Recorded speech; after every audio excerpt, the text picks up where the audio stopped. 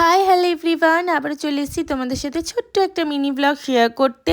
আজকের মিনি ব্লগটা হতে চলেছে নীলের বার্থডে স্পেশাল। ওর বার্থডেতে কী গিফট দিলাম, কী খেলাম, চলো তোমাদের সাথে শেয়ার করি। দেখো বিকাল বিকাল বেরিয়ে পড়েছিলাম আর এসেই চলে এসেছি লেক মলে ওর জন্য গিফট কিনতে। কি দেবো ভেবে পাচ্ছিলাম না, অলরেডি ওকে কিছুদিন আগেই আমি জামা দিয়েছিলাম, তো এবার ভাবছি কি দেবো। তাই জন্য লেক মলে চলে এসেছি, এসে স্মার্ট বাজারে ঢুকে গেছি। আর অনেক দিন বাদে লেক মলে এলাম, মনটা বেশ ভালো লাগছে। আগে তো সবসময় যেতাম, তো দেখো এসেই দেখছি স্মার্ট বাজারে অনেক অফারও চলছে।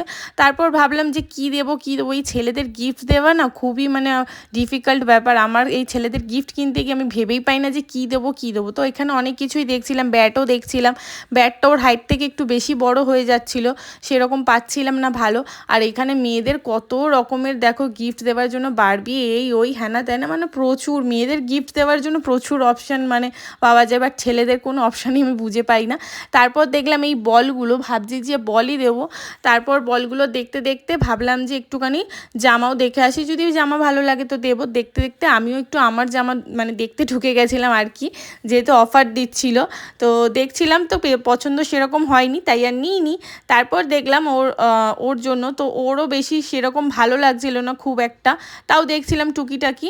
দেখো এরকম সেম প্যাটার্নের জামাগুলো আমার খুব একটা ভালো লাগেনি, তাই ভাবলাম যে ঘুরে ঘাড়ে বলটাই দেওয়া যায়।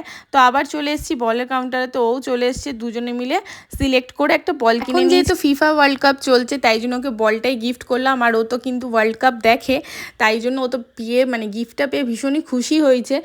ছেলেদের না ওই খেলার জিনিসগুলো দিলেই ওরা বেশি খুশি হয় দেখেছি, তাই জন্য বলটাই নিয়েছি। তারপর এখানে একটু ঘুরে ঘাড়ে দেখছিলাম, সব কিছু বেশ ভালোও লাগছিল। তারপর আর কি, এবার যাব হচ্ছে কেকের দোকানে। খুব ভিড় ছিল সেদিনকার, তাই জন্য বিলিং কাউন্টারে অনেকক্ষণও দাঁড়িয়ে ছিল, আর আমি এখানে টাইম পাস করছিলাম দাঁড়িয়ে দাঁড়িয়ে। তারপর চলে এলাম দেখো কেকের দোকানে। এবার এখান থেকে একটা কেক নেবো, দেন বাড়ি যাব।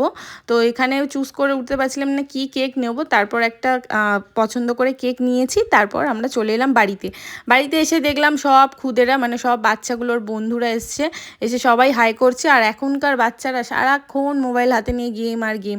তারপর মা দেখলাম এখানে পায়েস করছে। আর এবার দেখো এই পুচকিটা আমার বরের সাথে ঝগড়া করছে। হ্যাঁ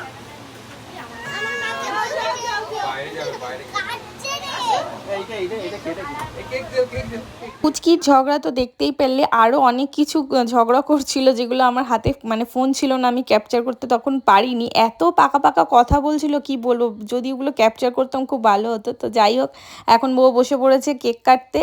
আর এই যে সবাই মিলে ক্ল্যাপিং করছে, ওর বন্ধুরা আরও সবাই ছিলাম আমরা। তো এখানে কেক কেটে এবার ও কেকটা তুলতে পারছিল না, ফাইনালি ও তনু দিদি এখানে কেকটা তুলে দিয়েছে। এবার ও কিন্তু সবার ফার্স্ট আমাকেই খাওয়াবে, কারণ ও কিন্তু আমাকে খুব ভালোবাসে। তারপর ওর পিসাকে, তারপর আস্তে আস্তে সবাইকে এক এক করে খাইয়ে দিচ্ছিল। তারপর ওর বন্ধুবান্ধবকে সবাইকে কেক দিচ্ছিল আমার বর কেটে কেটে। আর এই যে এবার ওকে গিফটটা দিয়ে দিয়েছি, ও তো দেখো ভীষণ খুশি হয়েছে, বলছিল থ্যাংক ইউ পাপিয়া পিসি, খুব ভালো হয়েছে। আমি বলেছি ভালো করে খেলবি, ও তো খেলাধুলায় ভীষণই ভালো। তো যাই হোক, এবার মেনু কি আছে দেখো, আছে হচ্ছে এগ ফ্রাইড রাইস করেছিল সেদিনকার, আর ফ্রাইড রাইসটা দারুণ হয়েছিল। হ্যাঁ, তো আর তার সাথে কিন্তু ছিল লাল লাল ঝাল ঝাল চিকেন কষা, আর ছিল পায়েস। তো সেটা তোমরা আগেই দেখিয়ে দিয়েছিলাম পায়েস। আর চিকেনের কালারটা জাস্ট হয়েছে দেখো, দারুণ হয়েছিল খাওয়া দাওয়া করে আমরা বেরিয়ে পড়েছি বাড়িতে। আমাদের আস্তে আস্তে 12টা বেজে গেছিলো এত হই হই করতে করতে। তো চলো, এই ছিল ছোট্ট আমার একটা মিনি ব্লগ। যদি ভালো লাগে থেকে অবশ্যই লাইক কমেন্ট করে দিও। বাই।